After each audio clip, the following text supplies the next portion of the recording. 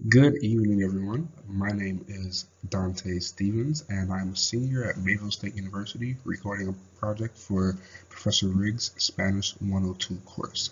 The title of my project is Welcome to Cuba, and I will be talking about the history, geography, and location of Cuba. Not only the history of Cuba, but my history and heritage within Cuba as well. I have a short introduction about why I chose Cuba. I chose Cuba not only because it's a great country, but because it's part of my heritage. Back in the 1940s, my great grandmother migrated to Miami, Florida with her parents. They owned a bakery in Cuba and used the money they saved up to come to the United States in search of a better life for them and their family.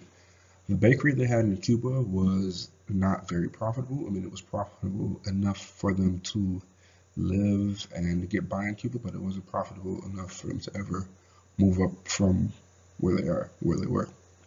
So, needless to say, that's why they migrated here and they came to the United States in search of a better life. My great grandmother was already about 20 years old when she came, and her parents were obviously older, and my grandmother wasn't born yet. Years later, though, on August 20th, 1952, my grandmother was born, so she would be the first generation Cuban American, since she was the first one that was actually born in America. And the Spanish tree in my family goes, so my great grandma came over from Cuba. She didn't speak English at all, neither did her parents. And my grandmother is fluent in English and Spanish because she grew up with people that came directly from Cuba. And then my father, he speaks a little Spanish and understands it because his mom spoke it to him and understood it. And then you get me, I had to take Spanish classes to get a small understanding of Spanish. So now we're going to talk about geography and location. The capital of Cuba is Havana, which is located in the northern part of the western side of the island.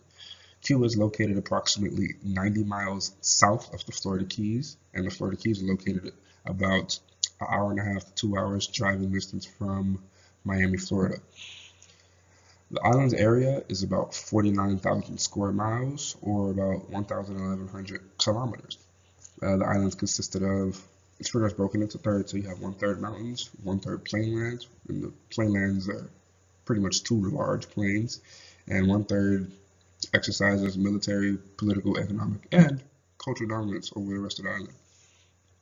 A couple of the mountains and plains are called the Guanajuato chain, which is located in Pinar del Rio.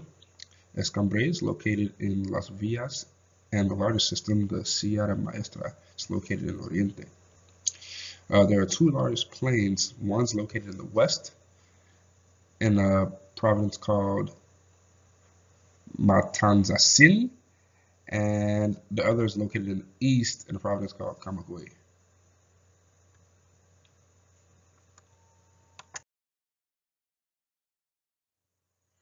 Um, so the history of Spain is pretty much riddled with revolutions about Cubanness. Cubanness could be referred to as like Cuban heritage, or what they define as Cuban, or what everyone should define as Cuban. But Cuba was discovered by Christopher Columbus in 1942, and it was originally named Juana. When it was discovered, it was pretty much colonized by the Spaniards, and it was formally recognized as a colony by Spain until 1898. It was then free from Spain in that year, 1898, due to the invasion of America. America invaded Cuba two times, once in 1898 and the other was in 1906. But referring back to Cubanness, Cuba, the goal was also always to attain maximum Cubanness, since that was the term they used to describe themselves usually, or Cubanidad.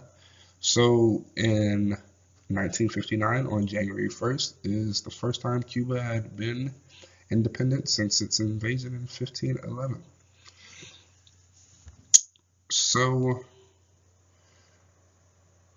it became independent from the Batista dictatorship, and the person that basically led the revolution to overcome the Batista dictatorship was Fidel Castro. Many know him for positive reasons. Some people know him for some negative reasons too.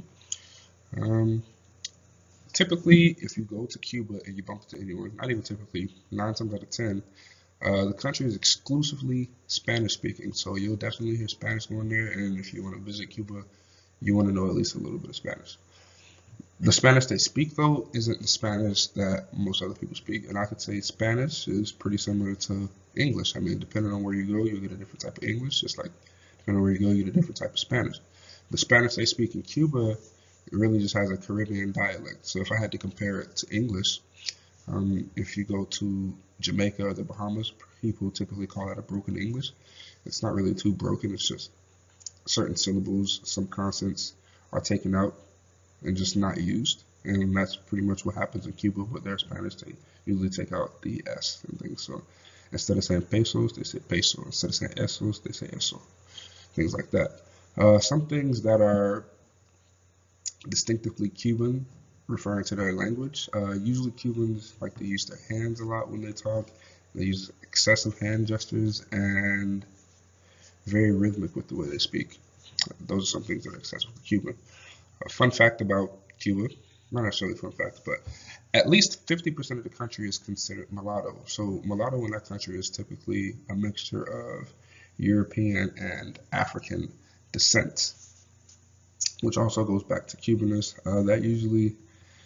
That kind of shows their similarity to America in the sense that we were both colonized by Europeans and we kind of had the same. We don't call it mulatto here in the United States usually, but we kind of had the same problems with cultures and their privileges and things like that. So the three cultures that typically kind of argue with each other or that the revolutions all stem from, you get the Peninsulares, those born in Spain and ended up in Cuba. But the Peninsulares usually, even though they were in Cuba and they made their money in Cuba, they were always loyal to their European root, Spain. Then you get the Creoles, colonists of European descent who were born in Cuba. The difference between these and the Peninsulares is that these people, some of them did the same things as the Peninsulares, but the Peninsulares were usually the more wealthy, more privileged when you get the Creoles, which were not really frowned upon, but they just weren't as good as the Peninsulares.